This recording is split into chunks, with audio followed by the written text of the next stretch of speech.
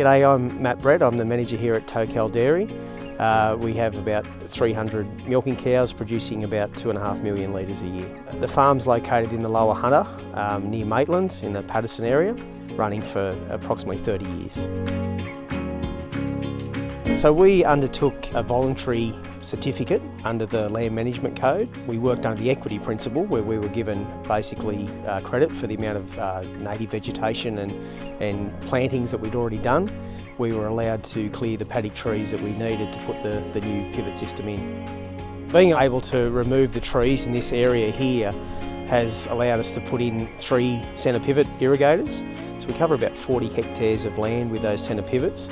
We had bike shift irrigation under all that land previously.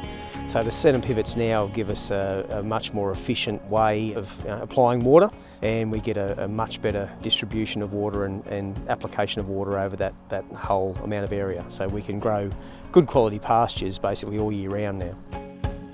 Now with our old system we had to shift all the sprinklers with quad bikes. We felt that we wanted to eliminate that risk off the site. In basically 10 minutes I can go around and hit the buttons. You can turn them on from the office on the computer program and get them started. So these pivots have allowed us to really improve the amount of production we've got off this area. We probably estimate over the life of the project that they're probably saving up to potentially hundreds of thousands of dollars over a 20-year period.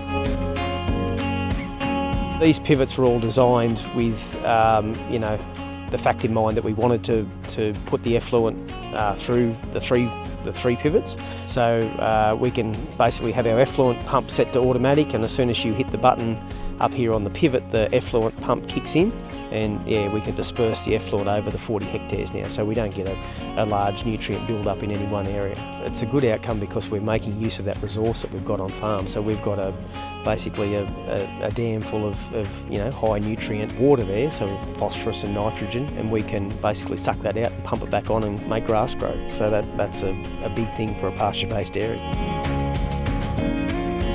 Tocal had some forest trees that were in the middle of their pasture, and it had been like that. They'd been operating their dairy and irrigating around these forest trees for about 30 years.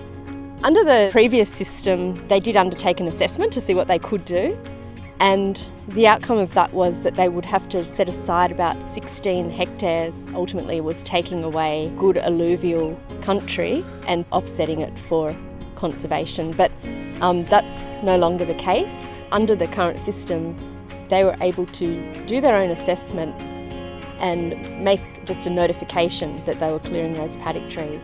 And they're offered flexibility to select a particular mechanism under the code to use that best suits their business. Under the Land Management Code, we were allowed to remove the paddock trees. We'd already had, significant amounts of plantings over the years. We had a lot of trees that we'd retained. So the code allowed us to quite easily remove these trees for this new project.